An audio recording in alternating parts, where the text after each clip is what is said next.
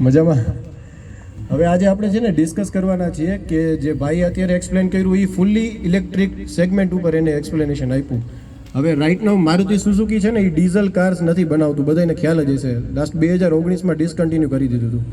તો અત્યારે જે કોઈ પણ નવી કાર લેવા માર્કેટમાં નીકળે છે તો એ ફર્સ્ટ ઓફ ઓલ એના માઇન્ડસેટ હોય છે કે આપણે ડીઝલ ગાડી લઈએ. ડીઝલ શું કામ? હાઈ ફ્યુલ એફિશિયન્સી આપે છે, ટોર્ક વધારે આપે છે, ગાડી થોડીક ભગાવવાની વધારે મજા આવે છે, બધાનું એક માઇન્ડસેટ એવું છે. તો હવે રાઇટ નાઉ છે ને ડીઝલનું હવે આગળ જતા ફ્યુચર નથી, કેમ કે ગવર્મેન્ટ આજે 2027માં છે ને કેફે નોર્મ્સ અપગ્રેડ કરશે BS7માં. તો લગભગ જેટલા પણ ડીઝલ એન્જિન છે ને એ વાઇન્ડ અપ થઈ જશે, બેન્ડ થઈ જશે. તો હવે એની જગ્યાએ આપણે રિપ્લેસમેન્ટ મારુતિ સુઝુકી પાસે છે જે સ્ટ્રોંગ હાઇબ્રિડ એન્જિન છે. સ્ટ્રોંગ હાઇબ્રિડ એન્જિન આપણે ઓફર કરીએ છીએ. આપણે રાઇટ સાઇડમાં ઊભી છે મારુતિ સુઝુકી એરેનામાં જે વિક્ટોરિસ છે, લેફ્ટ સાઇડમાં ત્યાં આપણી પાસે ગ્રેન્ડ વિટારા છે, ઇન્વિક્ટો છે. આપણી પાસે 3 પ્રોડક્ટમાં એ ઓફર કરીએ છીએ. નેક્સ્ટ કરજો.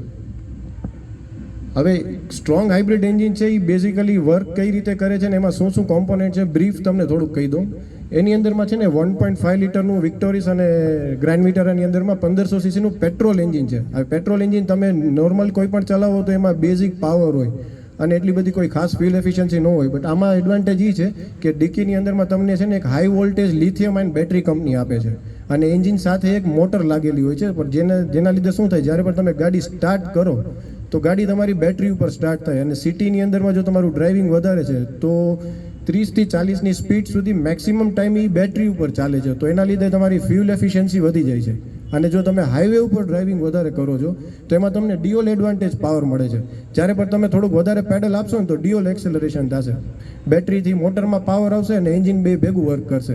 તો જે મજાને માઇન્ડસેટ છે ડીઝલવાળું એ આમાં પૂરું થઈ જશે. તમને ડિયોલ પાવર એડવાન્ટેજ છે એટલે ગાડી ક્યાંય તમારી અલ્ટિમેટલી દબાશે નહીં અને ફ્યુલ એફિશિયન્સી બહુ સારી એવી આપશે. નેક્સ્ટ કરજો. પછી આ એના આપણે બધા પ્લસ પોઈન્ટ છે. જ્યારે પણ આપણે ગાડી સ્ટાર્ટ કરીએ છીએ તો જે EV ઉપર સ્ટાર્ટ થાય છે એટલે સ્મૂથ અને સાયલેન્ટ ડ્રાઈવ તમને આપે છે.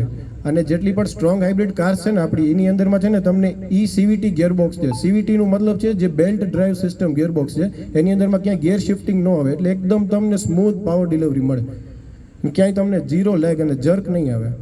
પછી છે તમને બેટર ફ્યુલ એફિશિયન્સી. ગ્રેન્ડ વિટારામાં આપણે 27.97ની છે, 28.65ની માઇલેજ છે. વિક્ટોરિસમાં ઓફર કરીએ છીએ એટલે જે લોકો CNG પણ અત્યારે પરચેસ કરે છે તો CNG કરતાં પણ આમાં ફ્યુલ એફિશિયન્સી બેટર છે, ડીઝલ કરતાં પાવર વધારે છે અને ઓટોમેટિક ગિયરબોક્સમાં જ આવે છે જે CVT ગિયરબોક્સ છે. એટલે ડ્રાઇવિંગ વાઇઝ બહુ કમ્ફર્ટેબલ રહે, સિટી હાઈવે તમે ગમે એટલું ચલાવો.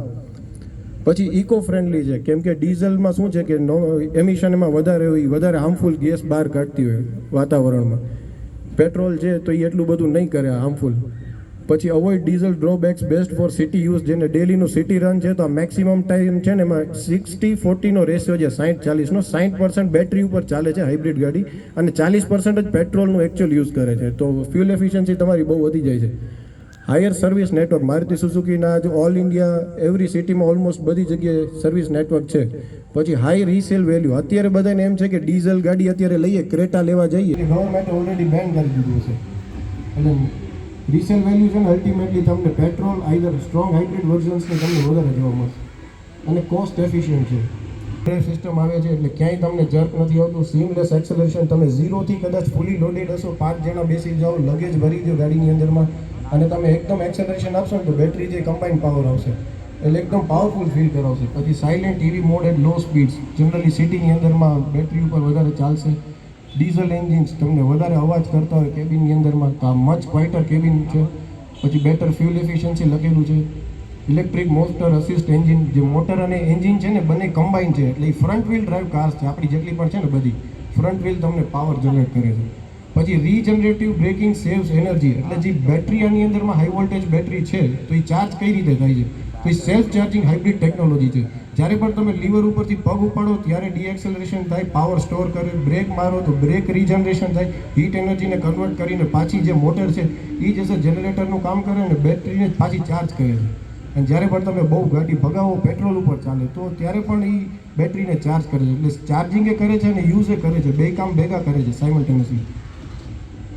પછી higher mileage in city traffic. Practical આમાં 28.65 કંપની ક્લેમ કરે છે, બટ તમે જુઓ તો તમને 25-26ની માઇલેજ તો તમને આરામથી આપે કોઈ પણ સ્ટ્રોંગ હાઇબ્રિડ ગાડી.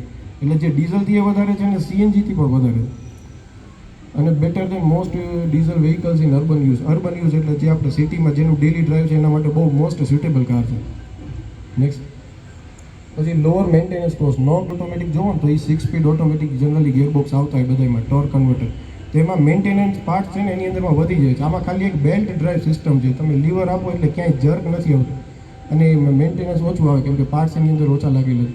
એન્જિનને સ્ટ્રેસ ઓછો આપે છે, વિયર એન્ડ ટીયર ઓછું છે, reduce long term maintenance cost. પછી eco friendly and future ready, lower emission and than diesel. મેં તમને કીધું એ છે ને પોલ્યુશન ઓછું ક્રિએટ કરવાનું છે જે ડીઝલ કરતાં કમ્પેર કરીએ તો. સપોર્ટ્સ ઇલેક્ટ્રિક ડ્રાઇવિંગ, જે ઇલેક્ટ્રિક છે એ આપણે ઈવી મોડ સપોર્ટ કરે છે. Environment friendly technology. નેક્સ્ટ કરજો અવોઇડ ડીઝલ ડ્રોબેક, નો એન્જિન વાઇબ્રેશન. કેમ કે તમે ફીલ કરેલું જ હશે, બધા ડીઝલ ચલાવેલી જ છે ગાડી, એટલે ડીઝલ ગાડી તમે કોઈ પણ ચલાવો તો એન્જિન વાઇબ્રેશન્સ વધારે હોય છે, ડીઝલનું નોઇઝ વધારે હોય છે. અને અત્યારે જે માર્કેટની અંદરમાં ડીઝલ કાર્સ આવેલી છે એની અંદરમાં તમને ખ્યાલ હશે એડ બ્લુ બધા નાખે છે, યુરિયા, જેને આપણે યુરિયા કહીએ છીએ એડ બ્લુ છે. તો એ એક છે ને વધારે એડિશનલ મેન્ટેનન્સ કોસ્ટ જ છે એક જાતની આમ જોવા જઈએ તો. એવરી તમે 5-7 હજાર કિલોમીટર તમે કોઈ પણ ક્રેટા યા તમે ઇનોવા કે વોટ એવર ચલાવો તો તમારે પાછું 10 લીટર ડીઝલ તો એટલું તો ફિલઅપ કરવાનું. અને એક ટાઈમ સપોઝ તમે કે બહુ સિટી ચલાવો છો તો એક ટાઈમ એવો આવશે કે ત્યારે આ ડીપીએફ ફિલ્ટર છે એ ચોકે થઈ જશે. એની મિનિમમ કોસ્ટિંગ 1.5 લાખ રૂપિયા છે 1.5 લીટર સેગમેન્ટ. તો એ મેન્ટેનન્સ બહુ વધારે આપે ડીઝલ તમને. પછી સિટી યુઝમાં તમને સ્મૂથ એકદમ ડ્રાઇવિંગ આપે છે. સ્ટ્રોંગ હાઇબ્રિડ વર્ઝન્સ, ઓટોમેટિક છે એટલે થાક નથી લાગવાનું ultimately. Better stop and go efficiency, comfortable daily driving. Next પછી higher service network. 5500 service touch points છે મારુતિ સુઝુકીના ઓલ ઇન્ડિયા. એટલે ઘણા લોકોને એવું અડપ્ટ કરવામાં અત્યારે ટાઈમ લાગે છે કે હા સ્ટ્રોંગ હાઇબ્રિડ ટેકનોલોજી આપણે લેશું તો આપણે પ્રોપર સર્વિસ મળશે નહીં મળે, ક્યારેક કામમાં મૂકશું તો આપણે એના પાર્ટ્સ અવેલેબલ થશે નહીં થાય, એનું કાંઈ ટેન્શન લેવાની જરૂર નથી કેમ કે કંપની આજ બધી જગ્યાએ ઓલમોસ્ટ ઇન્ડિયામાં ટચ પોઈન્ટ ઉપર અવેલેબલ છે. અને જે સ્ટ્રોંગ હાઇબ્રિડ ટેકનોલોજી આજ કંપની યુઝ કરે છે એ કોઈ નવી ટેકનોલોજી નથી.